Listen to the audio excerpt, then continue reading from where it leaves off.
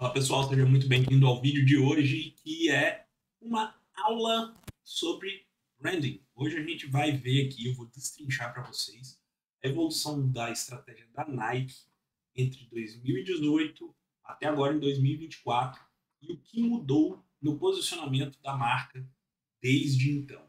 Se você não me conhece, eu sou o Victor Mignoni, no Instagram, @VictorMaiaM, e eu falo basicamente sobre marketing, conteúdo e internacionalização da sua carteira de clientes, como ganhar em dólar, assim, em moeda forte. Então, se você tem interesse em algo como isso, me segue lá, me inscreve aqui no canal e ativa o sininho, porque a aula de hoje tá puro ouro se você quer entender mais sobre o assunto. Então, sem mais delongas, vamos para a aula.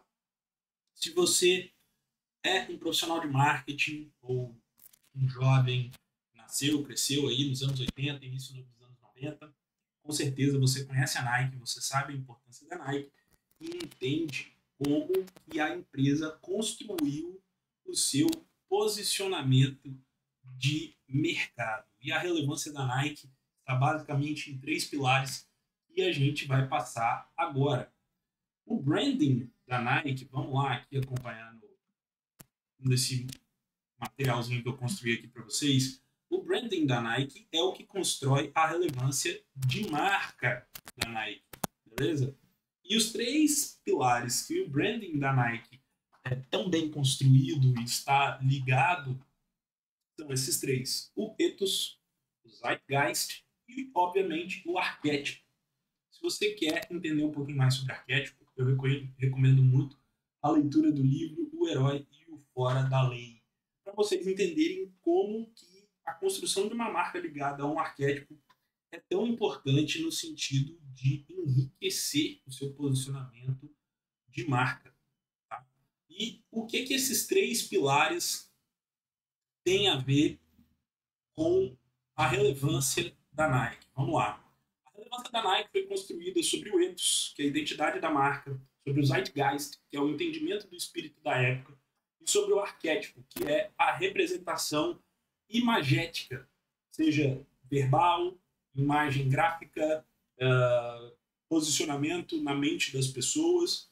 É uma coisa um pouco mais intangível, mas vocês vão conseguir entender quando a gente chegar nos slides. Tá?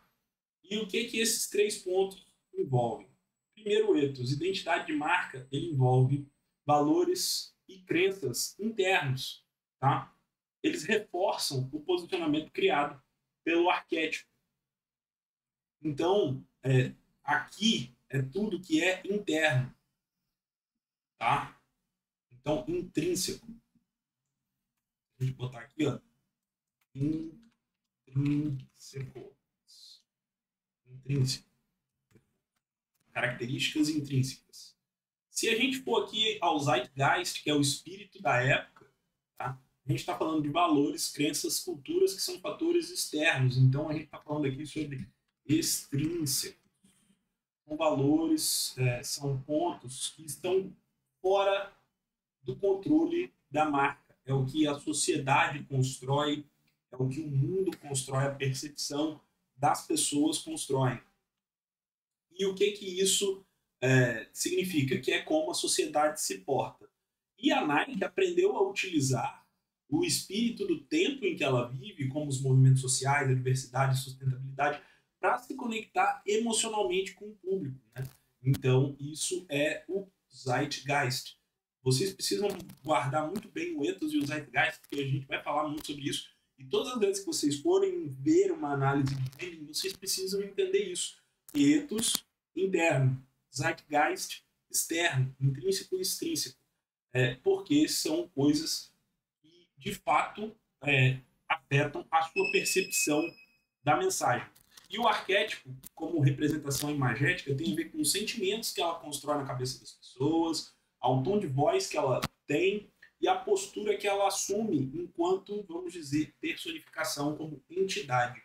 Quando a gente fala sobre essa visão de personificação, de postura, a gente sempre tem que entender que uma marca ela pode tomar forma inconscientemente na cabeça das pessoas, como se fosse a representação imagética de alguém. E nesse caso aqui, a Nike, ela sempre apostou na imagem do herói, porque ela é uma marca que inspira superação, resistência e força.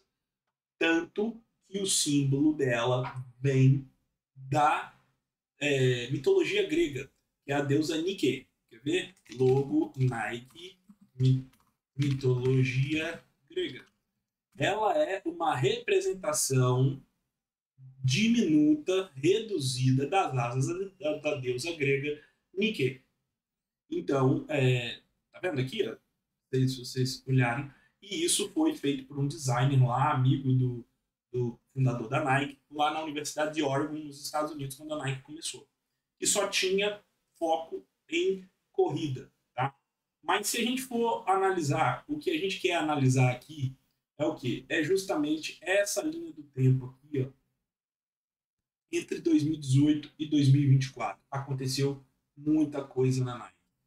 E eu vou passar depois um slide detalhado por etapa, mas vamos começar aqui em 2018, que foi a virada ali, os 30 anos da campanha Just Do It, aniversário, e foi quando justamente a Nike trouxe Colin Kaepernick para ser o homem, o garoto propaganda, né? Então, eles criaram uma camisa preta com uma relação ali ao Black Lives Matter, que o Colin Kaepernick usava.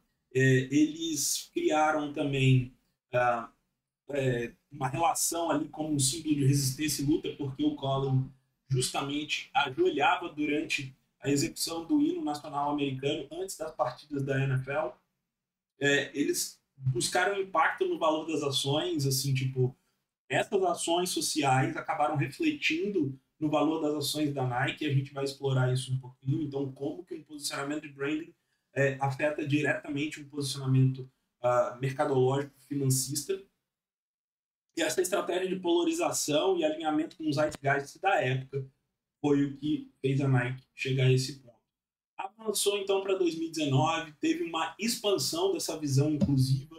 Foi um período ali entre 2019 e 2020, o período do Covid. Explorou-se muito essa parte da narrativa de inclusão e campanhas de diversidade de gênero, e especialmente depois do episódio do assassinato do George Floyd e todas aquelas manifestações que surgiram nos Estados Unidos com relação à truculência policial, que era justamente porque Colin agachava no hino.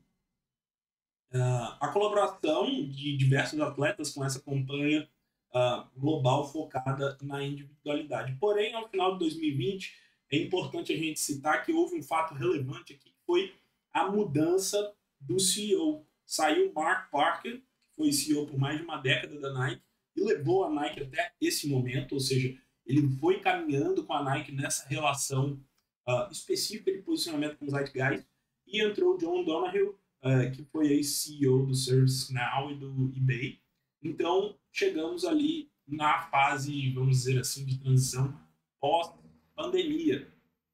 Entre 2021 e 2023, eles voltaram atrás e buscaram um fortalecimento do arquétipo do herói. As campanhas passaram a falar novamente sobre superação, tanto social pessoal quanto social coletiva, né? Porque foi um momento de pós-pandemia, e a reflexão do ethos cada vez mais forte do Just Do It como filosofia de vida, aquela ligação maior com o arquétipo do herói.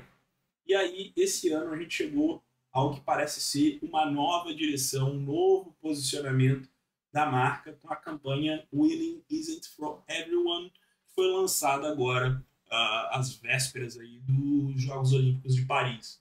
Tá? A sugestão de uma nova liderança da marca, como aconteceu aí com a mudança do CEO, provavelmente houveram mudanças internas na estrutura da empresa. Tá? A gente pode entender isso justamente por conta desse posicionamento de marca.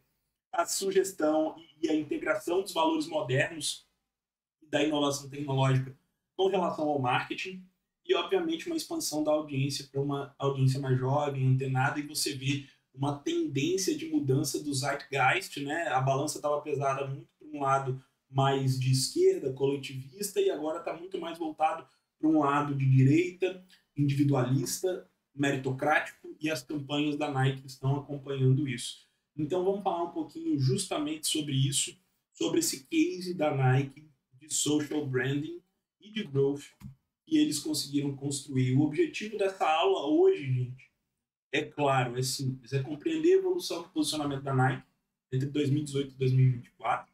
A gente conseguir identificar o uso estratégico do arquétipo do herói nesse branding da Nike, que é muito importante, e a gente conseguir aplicar, entender como que foi aplicado os conceitos de Zeitgeist na construção dessa estratégia de branding que a Nike possui. Mas antes, faz um exercício aí, vamos fazer um exercício. O que automaticamente você associa à marca da Nike? Quando você pensa na Nike, o que vem à sua cabeça? Qual é a associação quase que instantânea e automática que você faz? Pensa aí. Vitória, né? Capacidade atlética, superação, tudo isso está ligado com o arquétipo do herói, como a gente já falou. A Nike construiu isso muito bem ao longo dos anos, porém, ali em 2018, houve uma virada quando eles resolveram investir forte na imagem e na campanha com esse cara que é o Colin Kaepernick. O Colin nem sempre foi esse cara polêmico no início ali na NFL, nos anos iniciais dele no São Francisco 49ers, 2014 ali, ele era um ídolo, foi decisivo e era muito requisitado, levou o time a 2 finais de conferência, a um Super Bowl. Ele era um cara que se acreditava ser o futuro da franquia. Porém, o tempo passou, os times entenderam como ele jogava e ele virou e assumiu, parece que cada vez mais, a imagem do falho, inconsistente e rebelde. Cada vez mais que ele se tornava questionado, mais ele assumia essa imagem. Então, o que acontece aqui é que houve um rompimento da imagem arquetípica da Nike. Se a Nike ela sempre se posiciona como um herói, ela necessariamente ela deveria trazer para a campanha uma pessoa que tem esse posicionamento de heroísmo. Se vocês prestarem atenção na mensagem da campanha, com certeza vocês conseguem entender que existe essa visão de heroísmo, sim, porém de uma forma um pouquinho diferente, né? E é isso que eu quero trazer aqui para vocês. If people say your dreams are crazy, if they laugh at what you think you can do, good. Stay that way. Because what non-believers fail to understand is that calling a dream crazy is not an insult. It's a compliment. Don't try to be the fastest runner in your school or the fastest in the world. Be the fastest ever. Don't picture yourself wearing OBJ's jersey. Picture OBJ wearing yours. Don't settle for homecoming queen or linebacker. Do both. Lose 120 pounds and become an Ironman after beating a brain tumor. Don't believe you have to be like anybody to be somebody. If you're born a refugee, don't let it stop you from playing soccer for the national team at age 16. Don't become the best basketball player on the planet. Be bigger than basketball. Believe in something, even if it means sacrificing everything. When they talk about the greatest team in the history of the sport, make sure it's your team. If you have only one hand, don't just watch football, play it at the highest level. And if you're a girl from Compton, don't just become a tennis player. Become the greatest athlete ever.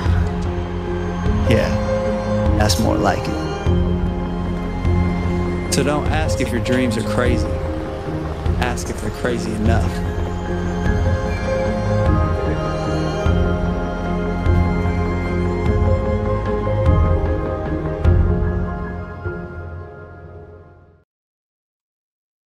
Então, o que a gente observa aqui nesse caso específico da Nike, né?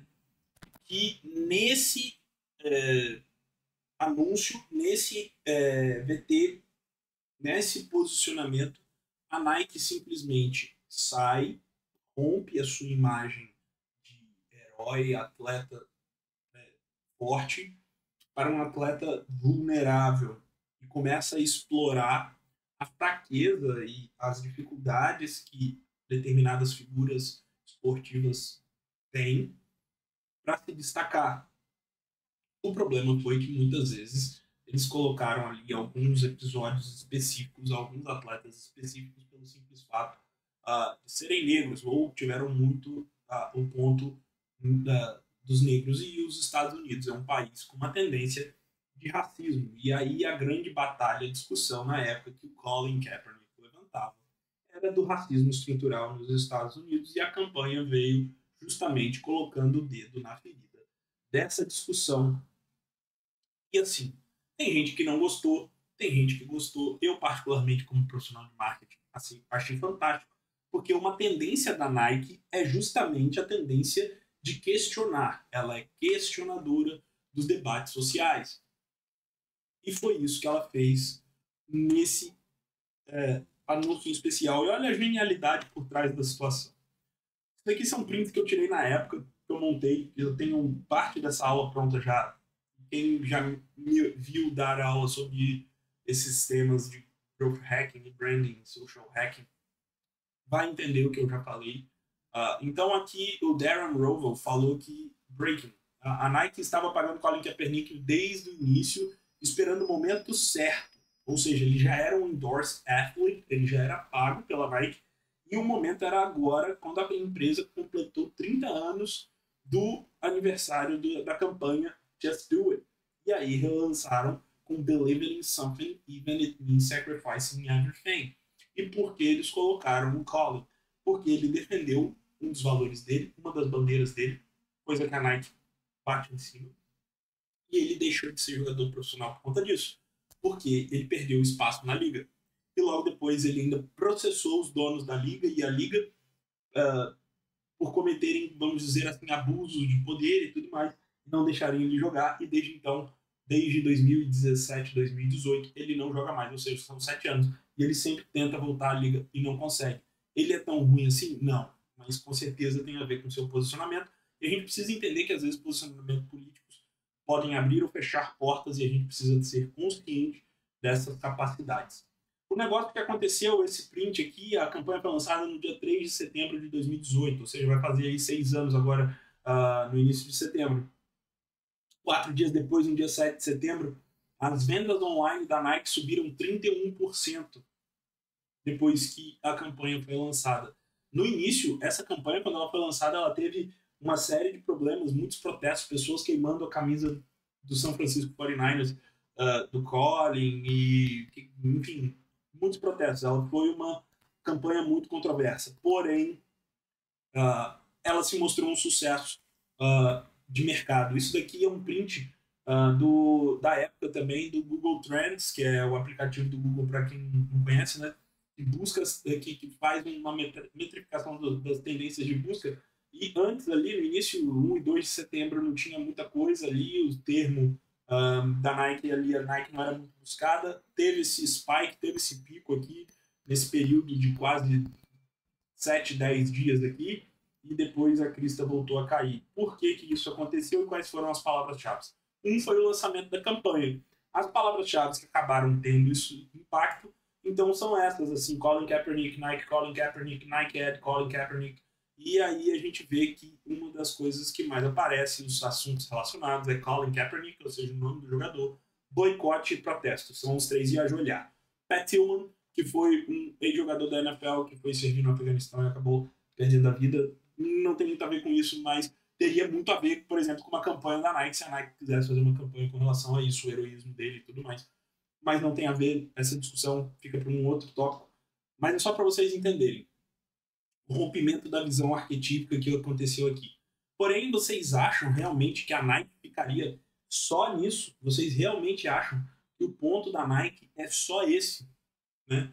Seria só lançar uma campanha e acabou, e uma campanha com potencial assim, de problemático grande, que é a campanha aí que vamos dizer assim, causou feridas na imagem da marca, né? Mas não foi só isso.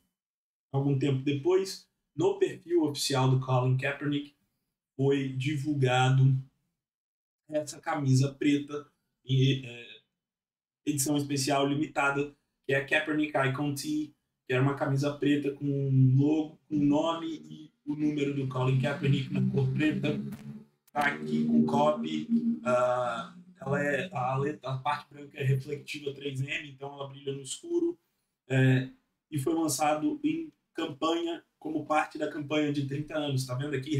#JustDoIt. Kaepernick Icon Tee. É tudo interconectado. E isso ajudou a fazer ainda mais aumentar as vendas da Nike nesse período e aumentar o preço das ações da empresa. A verdade que aconteceu aqui foi exatamente isso. A camisa foi lançada a $150 na época. Um pouco depois ela já estava sendo vendida na StockX a 250 por colecionadores. E justamente porque ela esgotou muito rápido. Isso aqui é um print oficial meu também, do Colin Kaepernick, isso daqui foi quase um mês depois, né? E em fevereiro de 2019 a gente vê quem? LeBron James, que é muito ligado também a esses assuntos de problemas sociais com relação a racismo e tudo mais lá nos Estados Unidos, chegando a um jogo do Los Angeles Lakers com a camisa. Então, o que aconteceu? Nesse período houve uma aproximação ao zeitgeist da época. A Nike preferiu abrir mão um pouquinho do seu posicionamento arquetípico para se aproximar do zeitgeist da época, com uma visão, creio eu, de aproximação com a geração Z, que bate tanto nesses tópicos, que levanta tanto essas bandeiras sociais, igualdade, essas discussões. E por isso passou por esse ponto. E a Nike continuou em 2019, 2020, ela expandiu, ela dobrou a aposta em cima desses temas, com o termo, com a tagline "You can't stop us", você não pode nos parar. Isso aconteceu basicamente porque foi um período de Covid, a pandemia, e isso daqui demonstra o tamanho dos protestos que aconteceram nos Estados Unidos, tá? Os pontinhos azuis são os protestos que tiveram menos de 1.000 pessoas, os pontinhos vermelhos são os que tiveram mais de 1.000 pessoas. Esses protestos surgiram após o assassinato do George Floyd lá em Minnesota, pela truculência policial em Minnesota, segundo eles. E isso daqui foi o que deu origem a essa nova campanha da Nike em 2019 e 2020. We're never alone. And that is our strength. Because when we're doubted, we'll play as one. When we're held back, we'll go farther and harder. If we're not taken seriously, we'll prove that wrong. And if we don't fit the sport, we'll change the sport.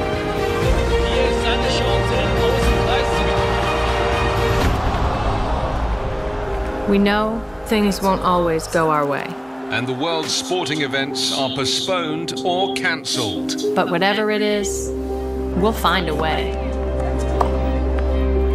And when things aren't fair, we'll come together for change. We have a responsibility to make this world a better place. And no matter how bad it gets, we will always come back stronger. Because nothing can stop what we can do together.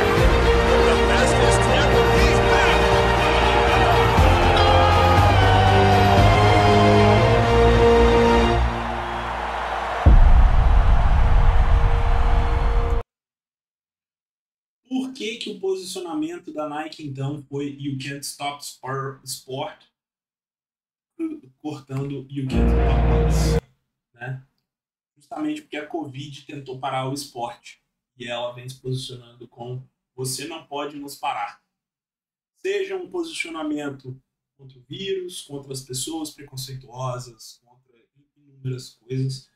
a Nike adotou esse posicionamento, vamos dizer assim, dobrou a aposta do posicionamento que ela fez no ano anterior, trazendo novamente muito protagonismo atletas famosos por lutarem pela igualdade racial, igualdade de gênero, Megan Rapinoe e outros, Colin Kaepernick, Antetokounmpo, LeBron James, enfim, eles trouxeram muito, né?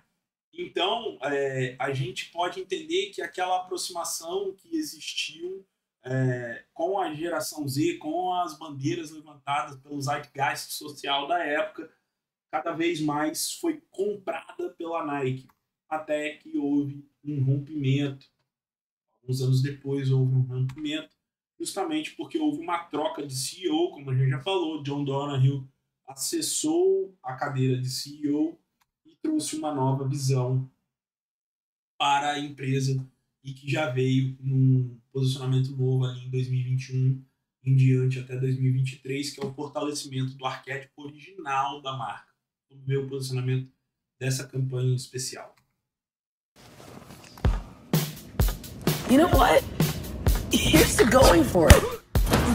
And being terrible. Here's to giving it a shot, even though your shot is garbage.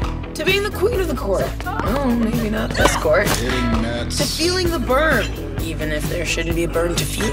To trying your best, even though your swing is the worst. Here's to going down way harder than you get back up. Possibly one more ball. To giving it your all, even though you kind of suck. But you know what doesn't suck? Trying to do something you've never done before.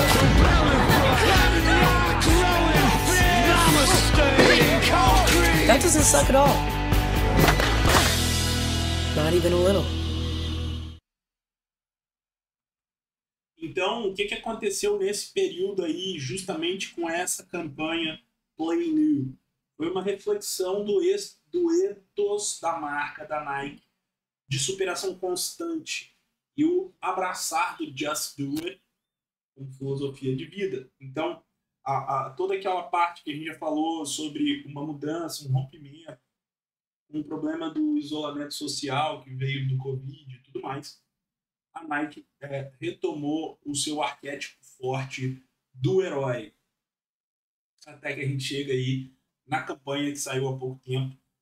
Winning Isn't For Everyone traz ainda personagens fortes aí nessa pegada do posicionamento racial, como o Vini Júnior, como o LeBron James, e a campanha vem numa direção um pouco ainda mais pendente para um outro lado do que ela costumava ter, né?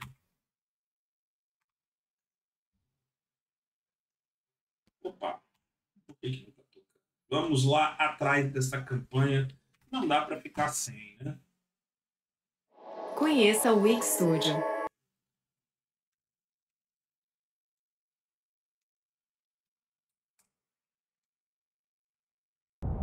Am I a bad person?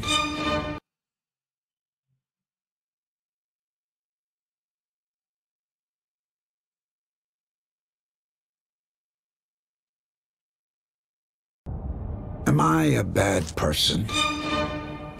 Tell me, am I? I'm single-minded. I'm never satisfied. I don't respect you. I have an obsession with power. I'm delusional. I'm maniacal. Tell me. Does that make me a bad person? Does it?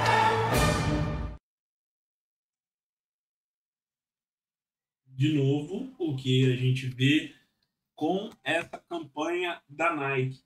Um rompimento quase que completo com o posicionamento que ela vinha tendo mais woke, né? E indo para um lado muito mais meritocrático, muito mais pró-indivíduo, muito mais pró-esforço. E a pergunta do Am I a bad person? Seria eu uma pessoa ruim?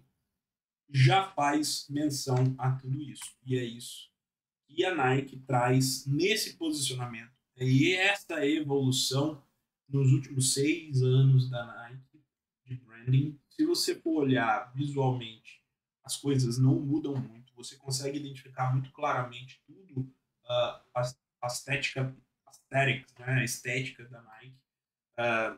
Winning isn't for everyone. Mas o que a gente precisa entender nesse contexto, a conclusão é que você precisa ter uma gestão de marca muito eficiente, olhando em especial para esses pontos aqui do branding. Entender muito bem como gerir ethos, zeitgeist e arquétipo para conseguir ter ótimas capacidades de se conectar com a realidade do mercado que ali se põe. Beleza, gente? Essa foi a nossa aula de hoje, essa nossa masterclass sobre branding e posicionamento da Nike. Eu espero que você tenha gostado. De novo, meu nome é Victor Mione. Se você não me segue no Instagram nem aqui no YouTube, lembre-se de assinar o sininho, assinar o canal, tocar no sininho para receber as nossas notificações. Deixe seu comentário e a gente se vê na próxima.